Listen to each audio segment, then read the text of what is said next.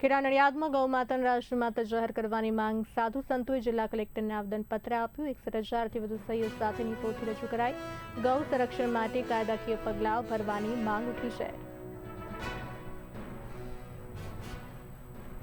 ઓફિસમાં આજે અમે પૂજ્ય સાધુ સંતને લઈને આવેદનપત્ર આપવા આવ્યા છીએ।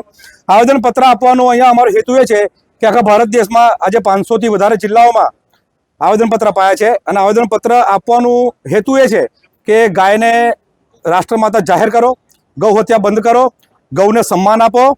કેમ કે ભારત દેશમાં ઘણી જગ્યાએ કતલખાનાઓ જે છે એમાં ગાય કાપવામાં આવે છે અને ગૌનું માંસ પણ એક્સપોર્ટ થાય છે, એવી વાતો અમે સાંભળી છે।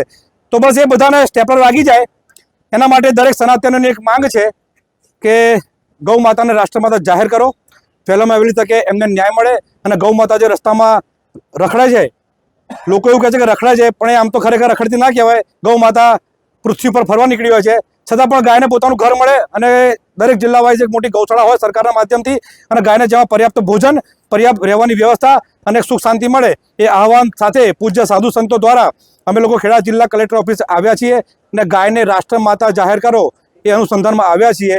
જેમાં 61,000 સહી ટોટલ ખેડા જિલ્લામાંથી 61,000 સહી અમે 7 દિવસમાં કરાવી છે, જે પણ અમે સોંપી છે સહીઓ સાથેની પેનડ્રાઈવ અને કાગળો। બસ એ આશયથી જ કે ગાયને રાજ્ય માતા અને રાષ્ટ્રમાતા તાત્કાલિક ધોરણે ઘોષિત કરવામાં આવે।